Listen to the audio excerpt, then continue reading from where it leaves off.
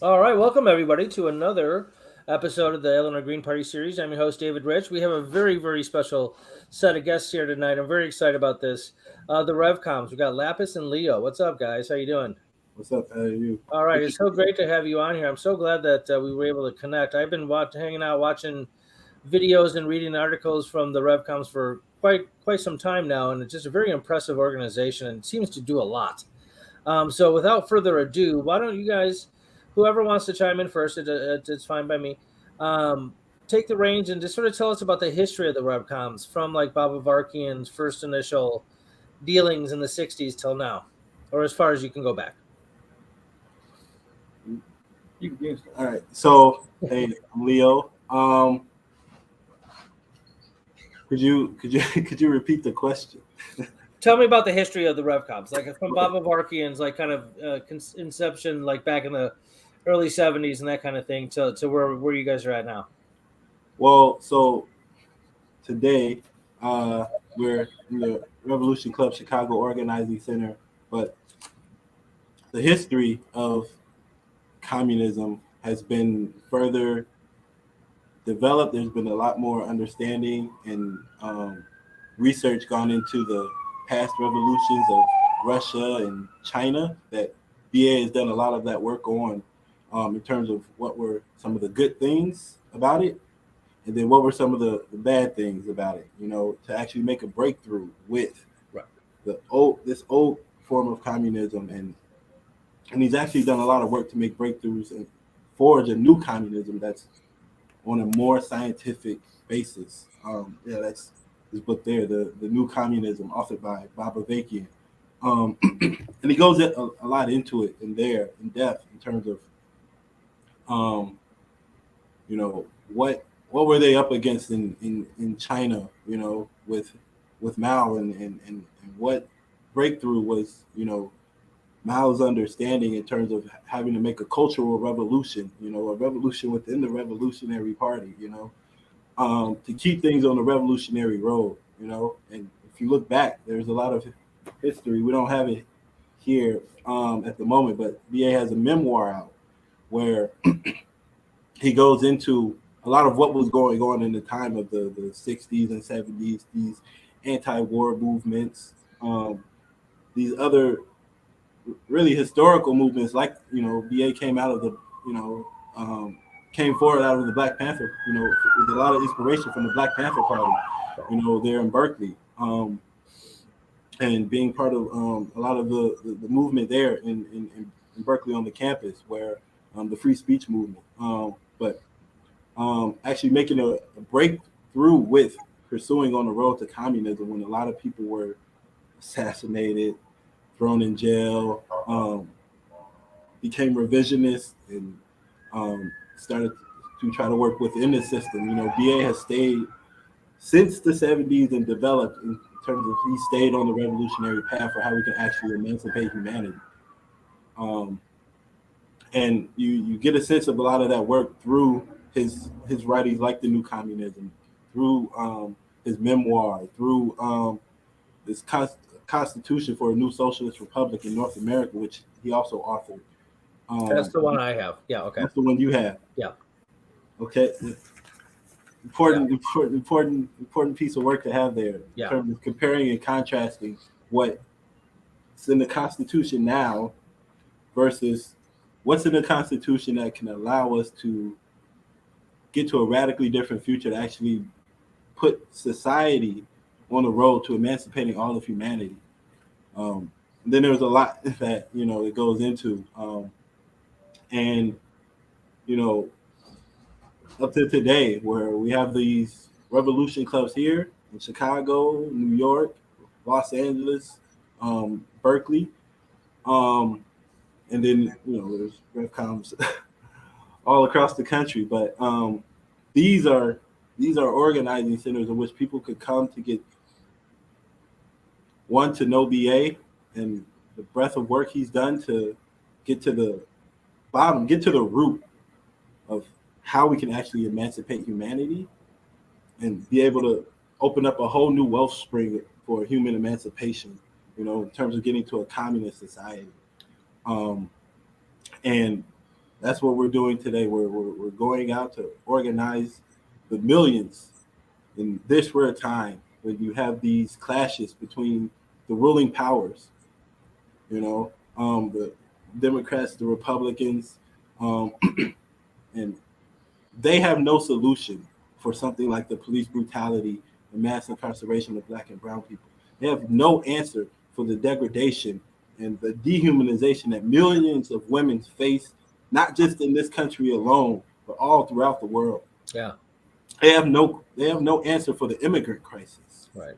They have no answer for the destruction of the environment, because all of that is bound up in the system that's at the foundation of this country, the system of capitalism, imperialism, and being done a lot of work on how we can actually go to work on uprooting that to be able to open up great new possibilities for humanity. Yeah, and I just like to add, like my comrade here said, BA is someone who came out of the '60s, that turmoil that was happening. He wasn't born a communist. He was forged into the revolutionary communist leader that he is, and he's been leading a revolutionary movement for decades, developing the science of communism and revolution further. And a really great way to be introduced to BA is the recent historic interviews that he did on the RNL, the Revolution Nothing Less show. It's a YouTube show that goes live every Thursday at 7 p.m. Central Time. It's a 3-part interview, and he gets deep into these questions of, what is actually happening in the world on a scientifically, what is happening in the world, and what can we do now to change the trajectory of humanity? Because as it stands, there's these fascist movement that has momentum in this country, from the banning of books to the education, and attack on trans and queer people, as well as the right to abortion being overturned. And one of the breakthrough analysis that is key in this time to understand and orient yourself is key work by him on Something Terrible or Something Truly Emancipating. And it goes deep into the foundation of why this is a rare time when revolution becomes more possible, as it relates to the ruling class right now is split, irreconcilably split. You have Trump right now being indicted by the other half of the ruling class, Right. and calling for his base, his fascist, violent, base, to protest. And it's reminiscent of the January 6th. So these are all things that there are answers to why all these things are happening, why they took the right to abortion, but it is not something that you understand spontaneously. You need to dig into the work that is essential BA has done. You could grab a copy of Basics, a handbook for revolution, and in terms of now what we're doing, we're organizing a anti-war Zoom committee this Wednesday. We're having an action on April 2nd, as it relates to the conflict in Ukraine. You have two imperialist powers. It's something something the ruling class really perpetrates their narrative to manipulate reality, or how people understand reality. Which right now you have autocracy versus democracy is what these imperialists are saying. But in reality, what you have is two imperialist gangsters fighting for the top spot of oppressor. They're fighting to be in control of. And right now, what people need to be doing is breaking with their American chauvinism, breaking with their loyalty to the ruling class, and opposing the ruling class, because people have seen it. Things have escalated within a year.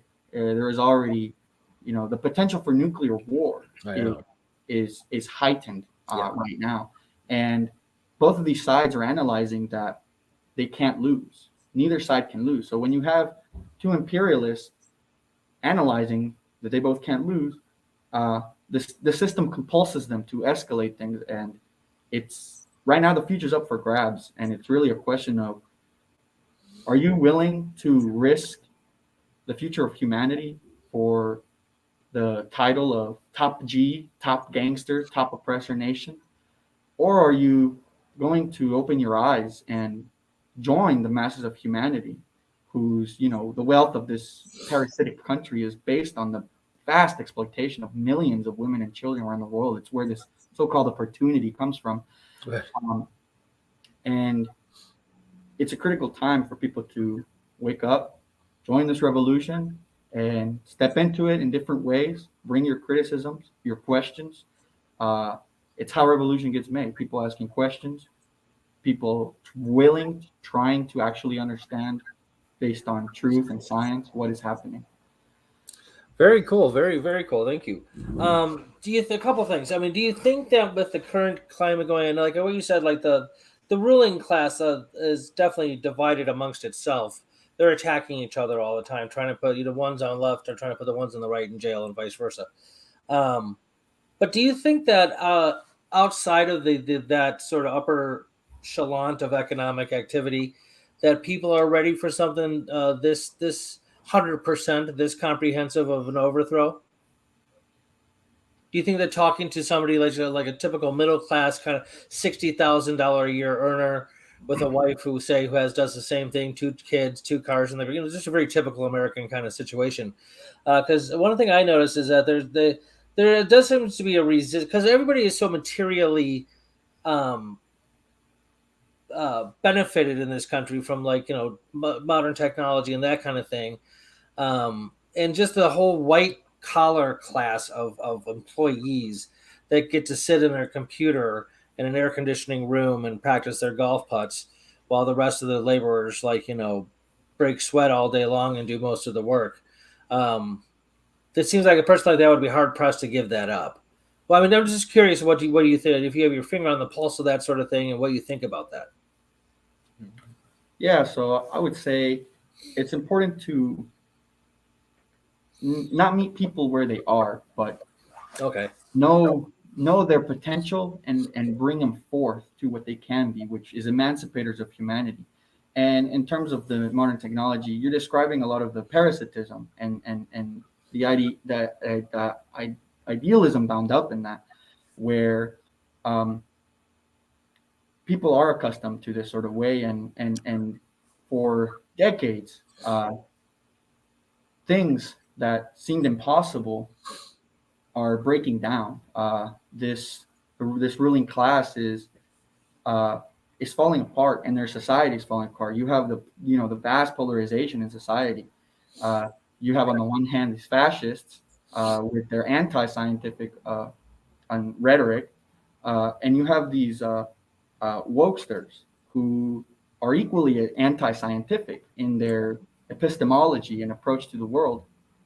And that's all people are seeing right now, these two poles of attraction. And what is essential now for humanity to come together and pull ourselves up is a new pole of attraction, a revolutionary pole of attraction, where these aren't the only forces people look out in society and see. And you can imagine the vast impact worldwide it would have if there was, when we get the masses of people, the millions of people coming forth as revolutionaries in wherever they're starting at in terms of understanding, the impact it would have worldwide on the international stage, knowing there's a militant, determined force to resist and overthrow the system of capitalism and imperialism within the imperial core, the belly of the beast. The sort of dynamics that could be brought forth internationally as a result of a real revolutionary movement, going for nothing less than the overthrow of the system, the establishing of a new society, a socialist society, based on meeting the needs of the people rather than exploitation and profit. So that's where I'll leave it at that. I just want to add, that's exactly where the system wants people. And this white collar, bourgeois of, what about me and my needs and my family? I gotta, I like coffee, okay, but Look, there's coffee doesn't just manifest itself in Right. Everybody has a cell phone. What about that coltan in the cell phone that you have over 150 million children in the third world that are ruthlessly exploited and have no childhood. And I'm worried about, all right, let me get my $4 cup of coffee. No, people have to break with the parasitism in this country where, yes, our comfortable lives are made because this country goes out and ruthlessly exploits people around the world. That's why so many people don't have jobs today. It's not like, oh, they choose not to have a job. No, you don't get to choose the choices, that's laid out in front of you because of this system of capitalism, imperialism. Millions of people lost their jobs when factories closed down in the Midwest. Yeah. So what are people left to do? The system says you can't just walk into a grocery store, fill up the cart with enough food to feed your family, and then just leave. No. Fundamentally, people's needs cannot be met underneath this system without capital to be exchanged. And that's one thing about the Constitution for a new socialist republic in North America is goes to work on meeting the needs of humanity. People need food, people need water, people need housing. Okay, yes, this winter in Chicago was a better winter, if you want to call it that, because of global warming. But okay, we weren't freezing to death here. But how many people out there on the streets who have no home to go to that were freezing to death? Meanwhile, people are worried about their comfortability. Right. People have to break with, and people have to be confronted with, their role in keeping this system in place and in power, in terms of what could be, changed and what could be brought forth for humanity. We're talking about the emancipation of all of humanity that's on the line, and people have two choices. As Bob Avakian said in his 2018 talk, why we need an actual revolution and how we can really make revolution, where we have two choices. People can either live with all this and condemn future generations to the same or worse if they have a future at all, or we can make revolution. And things are just that stark in terms of contrast of what are people's lives going to be about. Are you going to be trying to get yours within this system and look out for self? It's me, I, or are you going to stop acting like an American and start acting in the interests of humanity? We in the Revcomms, we're internationalists. Right. Internationalism means the whole world comes first. Not just some people's needs over here being met to the best of this system's ability, while billions of others are still ruthlessly exploited. No, we're talking about a revolution where getting to a communist society where the people of the world's needs could be met. I just wanted to add that little part. No, that was great. That was spot on. I mean, people don't really, like you said, your coffee doesn't just magically appear, and like that's true of any good and or service.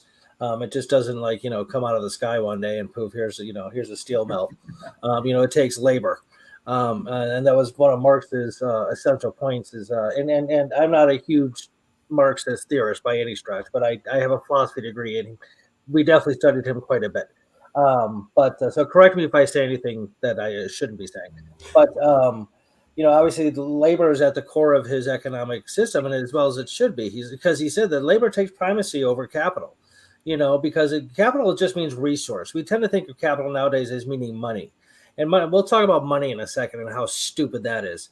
But the resource is anything that starts in nature. You have to take from nature to build a house or a vehicle or whatever.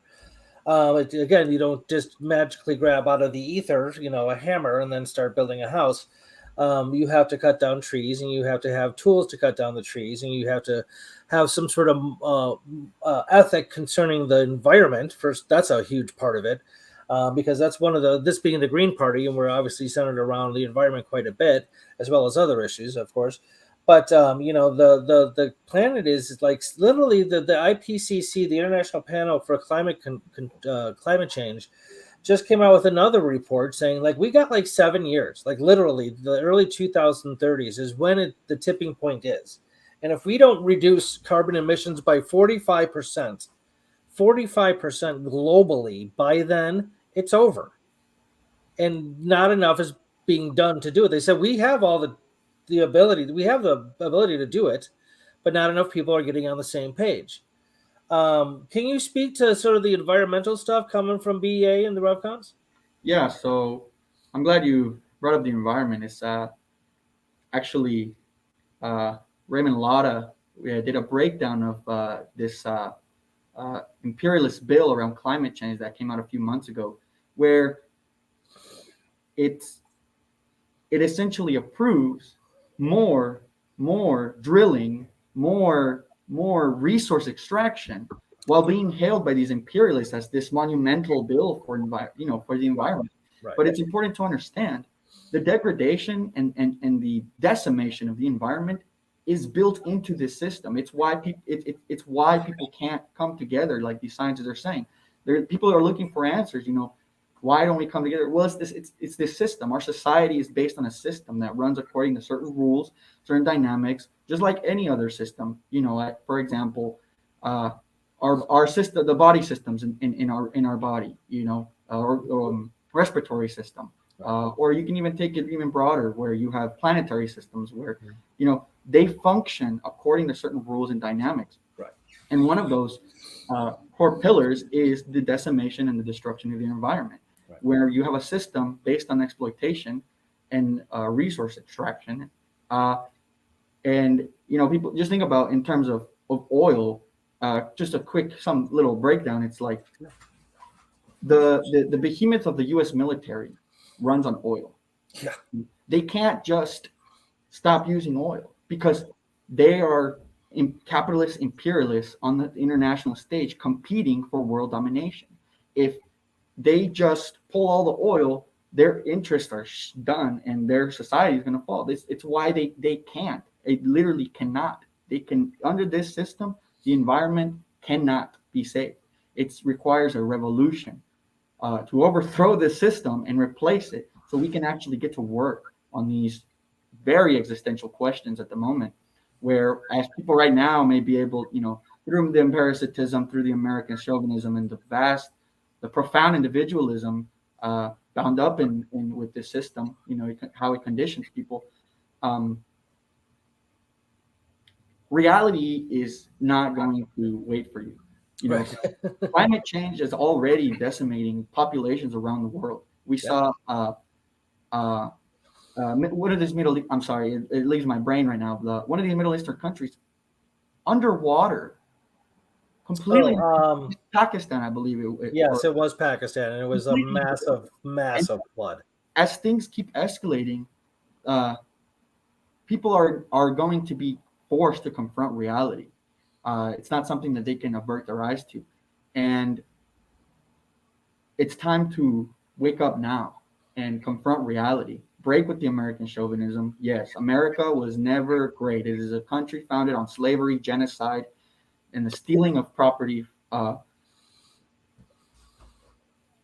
It has a certain nature too. The system has a nature, and it can't be reformed.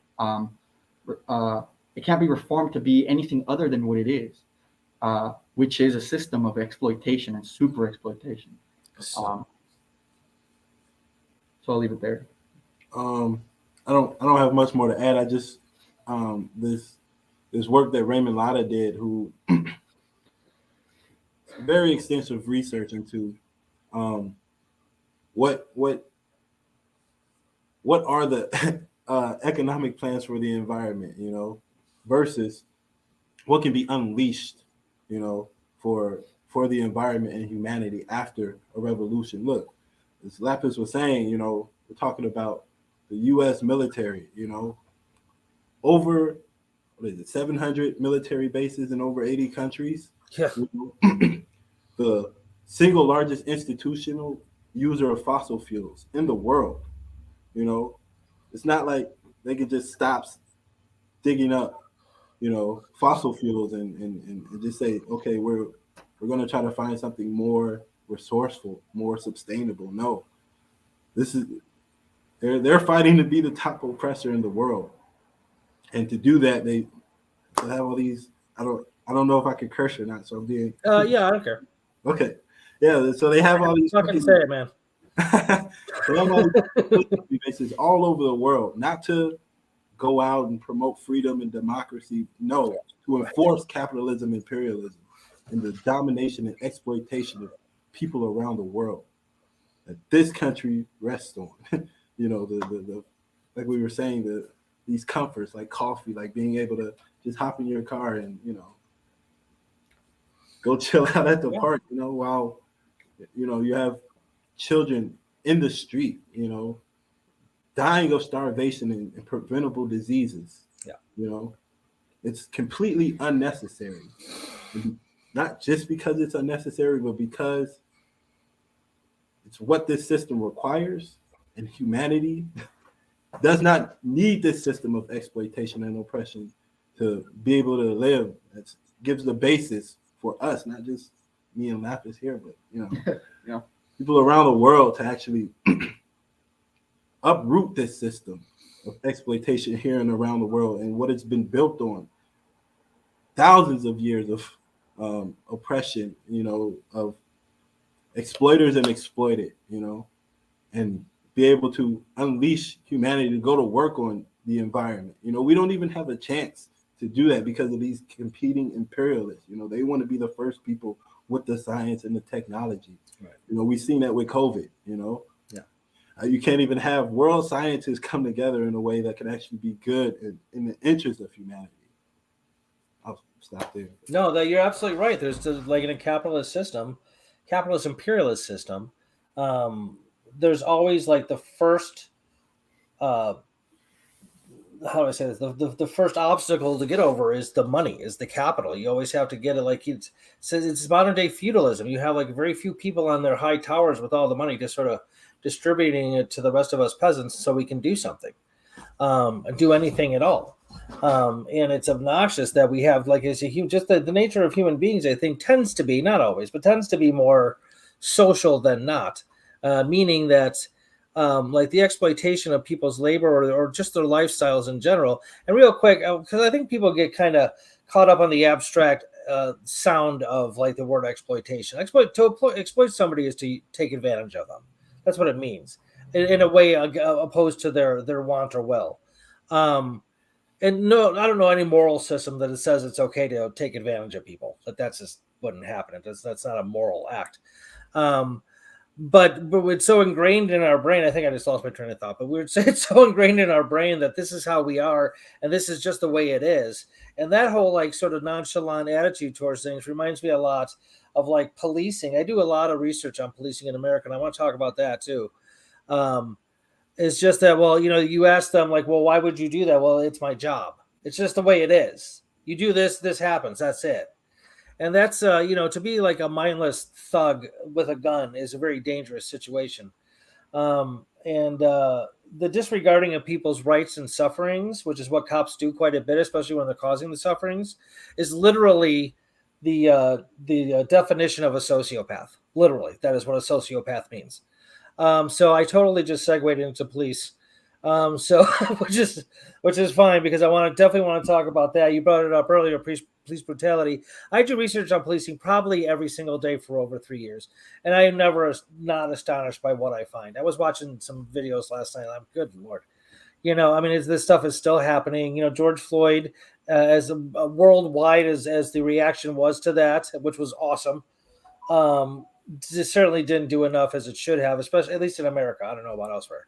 Can you guys speak to police brutality? And real quick, I do want to say that I can absolutely 100% verify, again, because I've had this come up with my show before, and it being a Green Party show, that the U.S. military is the number one body, a single most polluter in the entire world.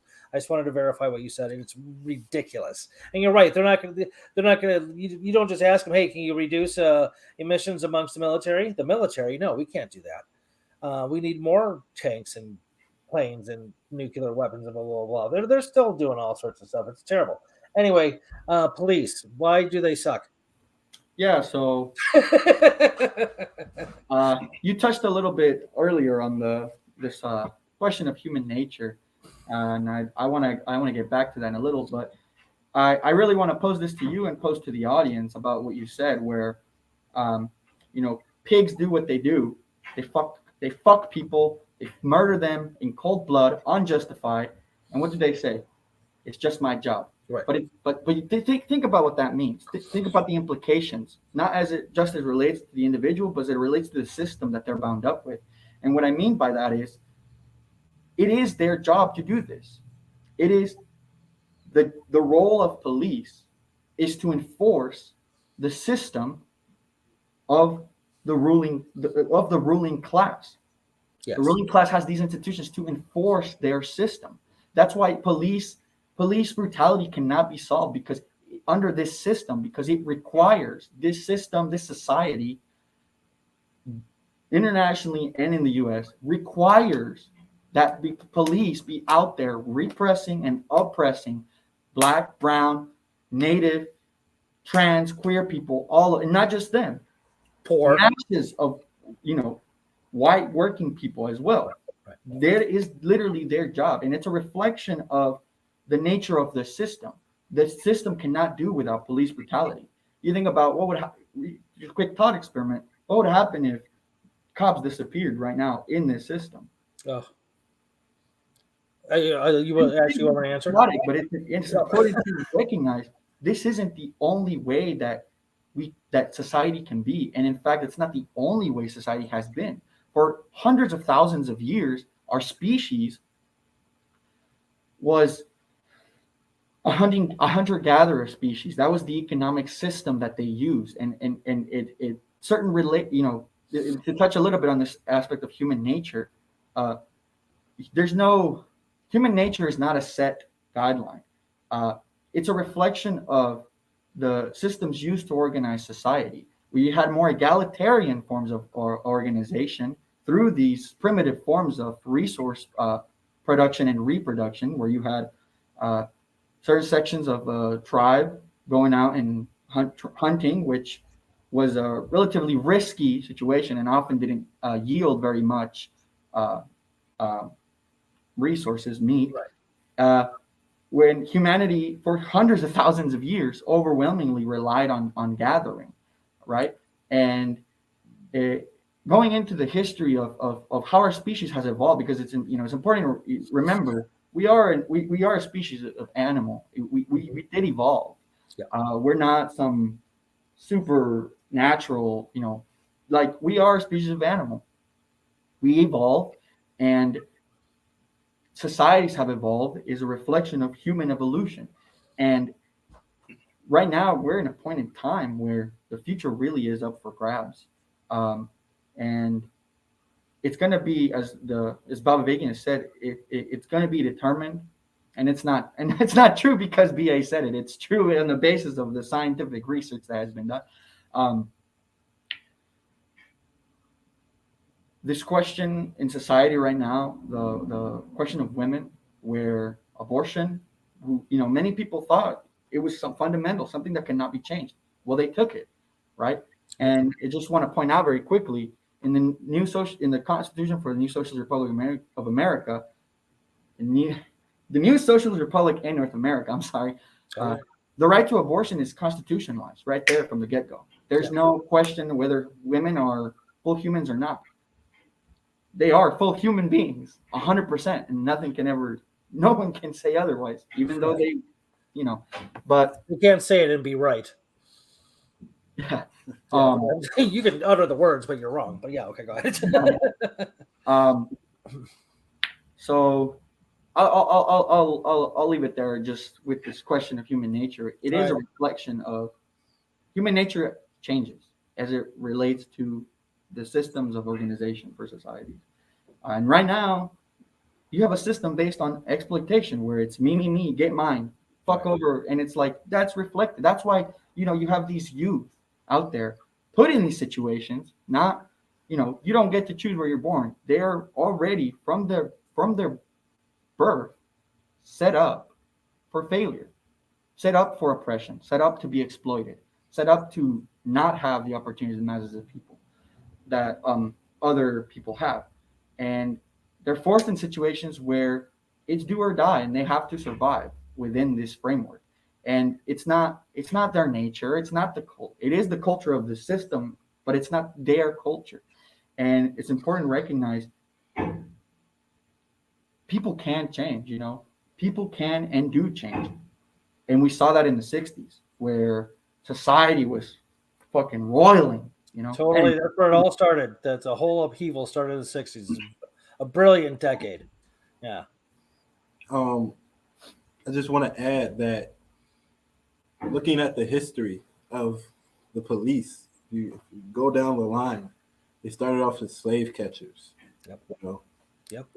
And it wouldn't make sense to try to abolish or defund the slave catchers without abolishing the system of slavery that requires these slave catchers to go out to brutalize the masses of Black and brown people and indigenous people.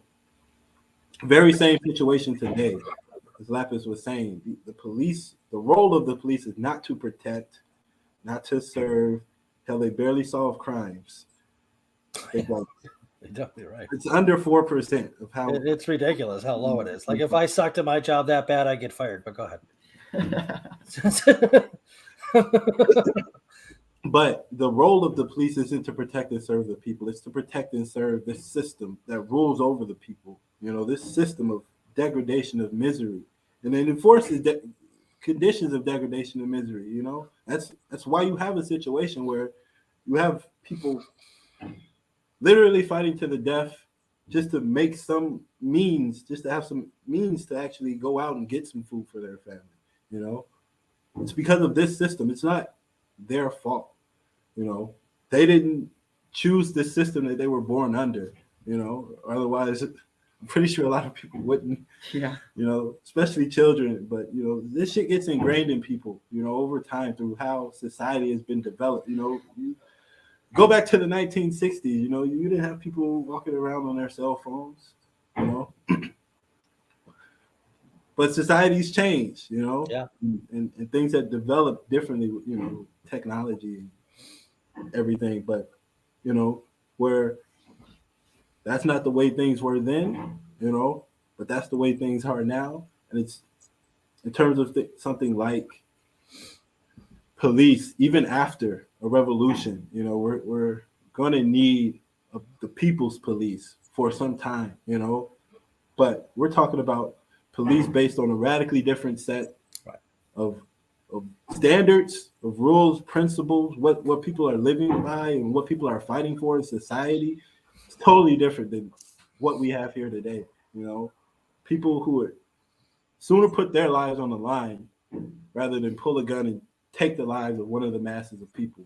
We're talking about that kind of, people security, that kind of, people's police where, we're talking about meeting the needs of masses of humanity. What about somebody who's in the street having a mental episode? We've seen what the police in this society do.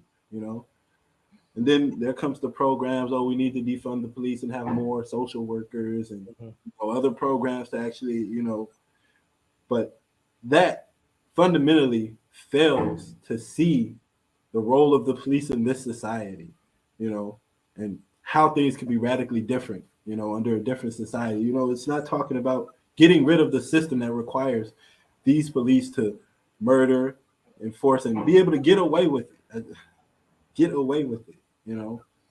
Still to this day, homicide. Think about what that means in terms of if you lose a loved one, at the hands of the police and they were unarmed or fucking sleep in the Taco Bell parking lot, Yep.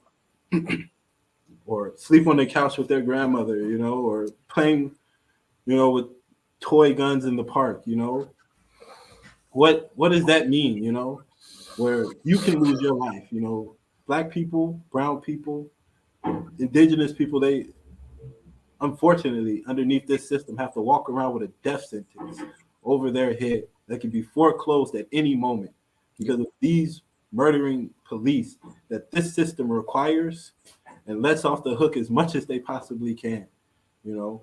And the fact that we, not just us, but we can actually get rid of that and have a radically different, you know, people's police force out there that's actually representing the highest interests of humanity in terms of revolution and communism, you know, and fighting to uphold people's rights and needs through that process. The Constitution for a New Socialist Republic gets a lot into, you know, how we can even have a radically different judicial system. You know, what does it mean that, you know, people are innocent until proven, innocent until proven guilty, rather than guilty until proven innocent, Right. You know? And everything that comes along with how people are treated, from the time that they go into a pit car to the time that they're in a cell to the time that they actually, if they actually make it to a court, because there's been numerous situations, you know, even in terms of how political prisoners are treated, you know, not just in places like this country, but, you know, look at, I don't want to go over everything, but, you know, look at shit like, you know,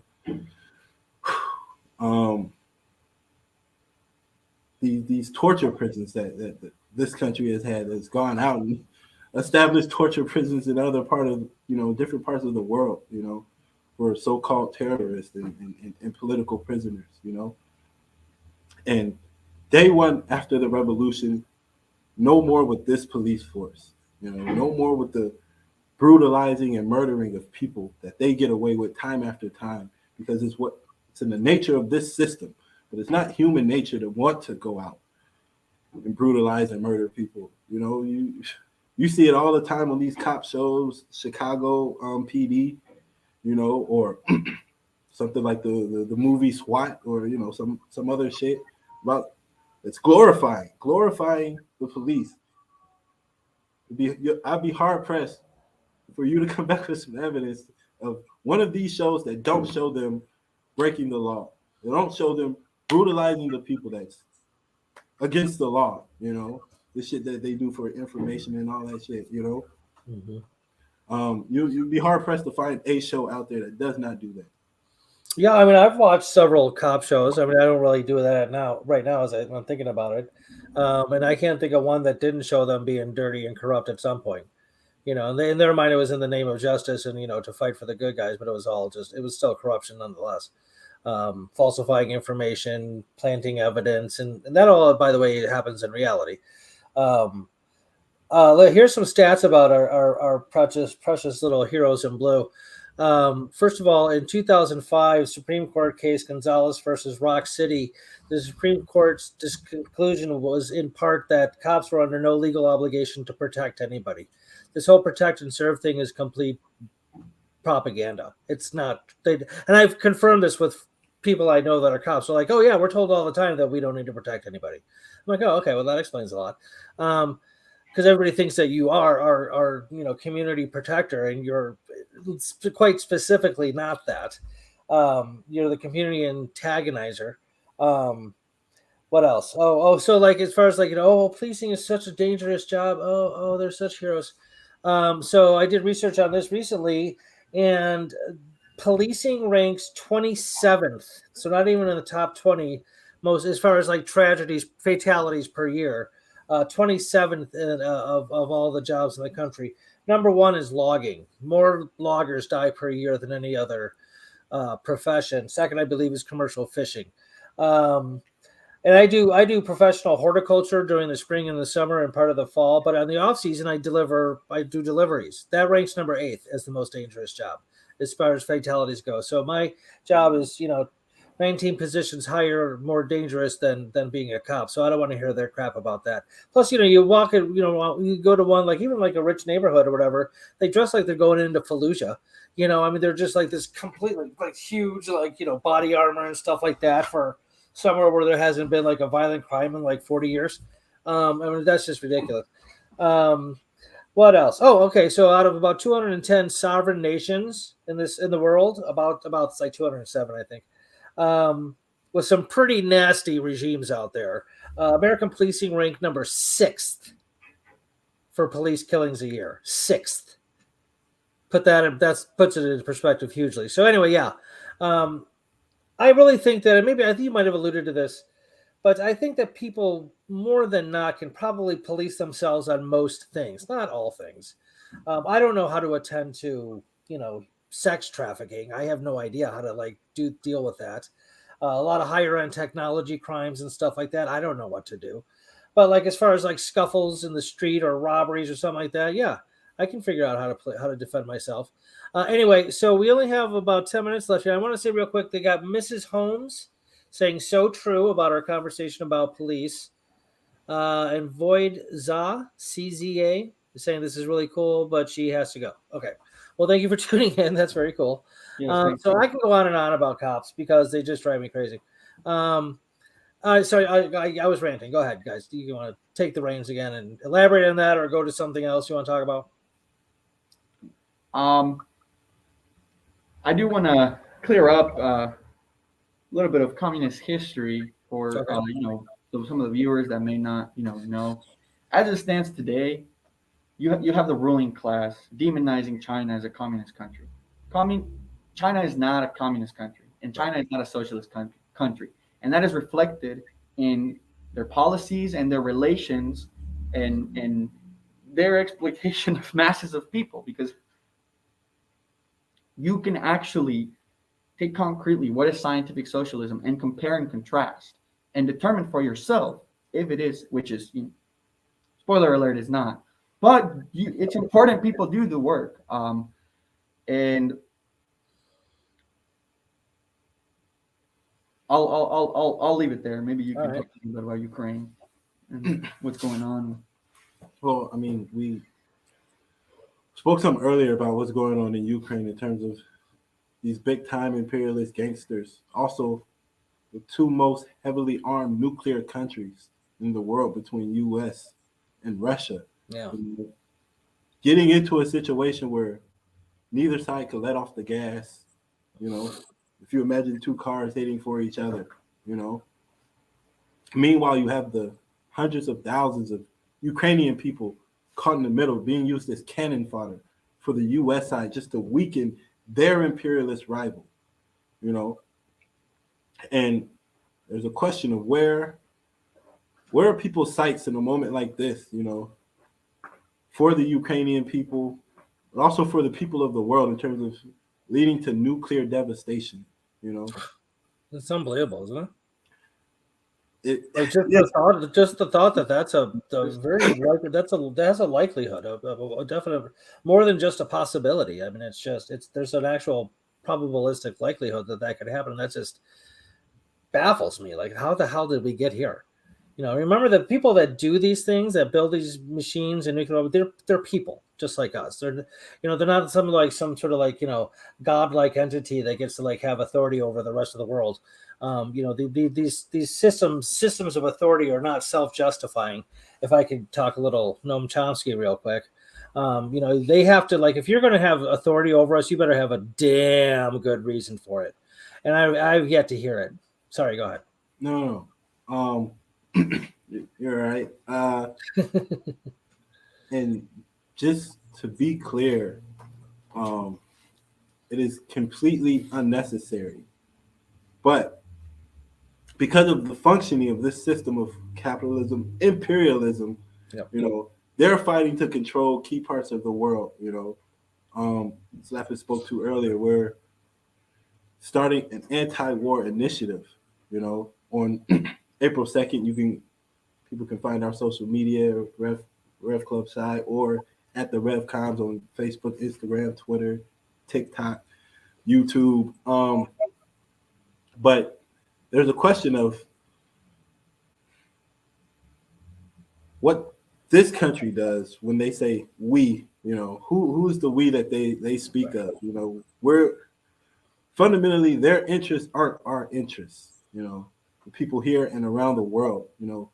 They're willing to go for nuclear war and devastation, and people have to look inside themselves and ask, are they willing to let that happen? Are they willing to go along with that for the U.S. to be the number one bloody imperialist power in the world to maintain its position, its comfortability, being the shining city on the hill, you know, or are people gonna call out the U.S. for its role in, if you compare what Russia has done to what the U.S. has done around the world, Yeah. the U.S. crimes far outweigh what Russia has done. You know, us being in America, we have to oppose U.S. imperialism because what they're going out to do in the world, they're doing it on behalf of us in our name, you know, to establish freedom and democracy, you know. But no, fuck that. You know, Yeah, fuck that. they're not acting in the interest of us or the 7 billion people of the world. If they're willing to go to nuclear devastation. Oh, exactly. Yeah, there's definitely a contradiction there. Yeah, no. And if you think that, oh, sorry, go ahead. No, real quick, I just wanted to go over the slogans Okay. that we have for this anti-war initiative that are no U.S. NATO war with Russia, stop U.S. threats against China. It's this system and not humanity that needs to go extinct. No World War III. We don't accept their future. It's time to get organized for a real revolution. And on that point, you made the point where people need to call out and stand up to their ruling class, right? But it's not just that; it's also organizing for an actual revolution, which a real revolution involves the masses, millions of people, consciously, revolutionary, overthrowing the system, dismantling its institutions, and replacing it with something emancipatory, something better.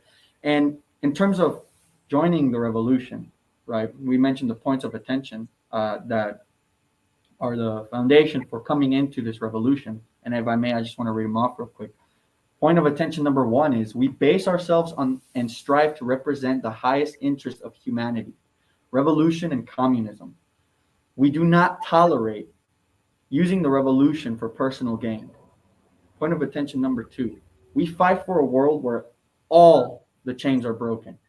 Women, men, and differently gendered people are equals and comrades.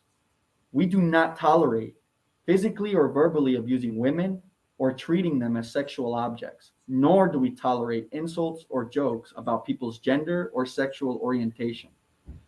Three, we fight for a world without borders and for equality among different peoples, cultures, and languages. We do not tolerate insults, jokes, or derogatory names about a person's race, nationality, or language. Four, we stand with the most oppressed and never lose sight of their potential to emancipate humanity, nor of our responsibility to lead them to do that. We work to win people of all backgrounds to take part in the revolution and do not tolerate revenge among the people. Five, we search for and fight for the truth, no matter how unpopular, even as we listen to and learn from the observations, insights, and criticisms of others. And number six, we are going for an actual overthrow of this system and a whole better way beyond the destructive, vicious conflicts of today between the people. Because we are serious at this stage, we do not initiate violence and we oppose all violence against the people and among the people. So these are just orientation points, the basic foundation for joining a revolution, which is something a lot of people yearn for. This kind of world. Yeah. So I just wanted to touch on that a little. No, that was great. Thank you for doing that. Absolutely. We got about a minute left. If you guys want to summon Miss Holmes, Mrs. Holmes, it says Miss Question Boss Holmes or Mrs. Holmes. That's very cool. She said yes. Thank you for that. You guys want to sum it up real quick? And we, by the way, if you don't mind, I would love to have you guys on again because I got 8 billion more things to talk. We're just barely scratched the surface of this stuff, and this is good stuff here. So we can I have your number, Leo, so we can make that happen. Hopefully, set it up. Yeah. Cool. But if you want to just kind of wrap it up real quick. Yeah. So, few quick things. I want to say Wednesday. People can get in contact with us through social media. In terms of being a part of this anti-war coalition going forward. with the slogans that I repeated earlier. 3,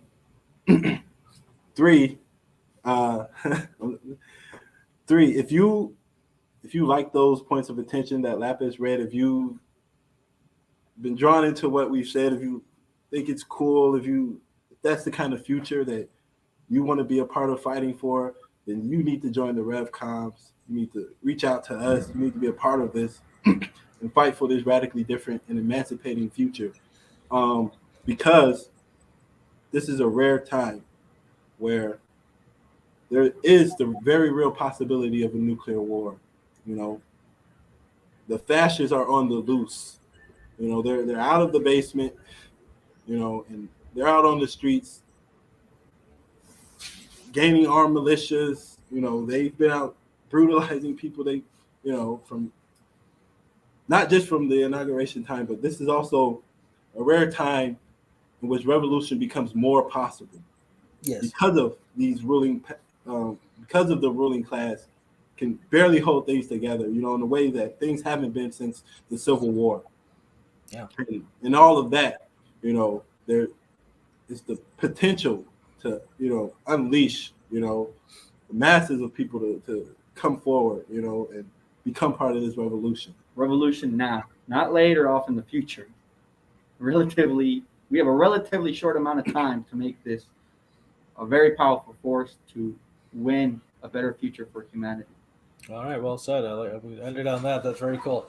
All right, thank you, Lapis and Leo. Thanks for coming on for the Revcomms. And anybody you want to check them out, just type in the Revcomms in Google or whatever your search engine is. You'll find Revcom.us is a good Revcom.us is the actual site. But yeah, they're all over the internet. This is how I was so easy to find them and watch a lot of really interesting videos, news reports, stuff like that. No, very, very, very, very cool organization. So thanks a lot, guys, for coming on again. Here. Thank you. And Leo, I'll get in touch with you. We'll set up another time. Yeah. All right, everybody, thanks for tuning in to the Eleanor Green Party series. I'm your host, David Rych. Till next time, be good, be green.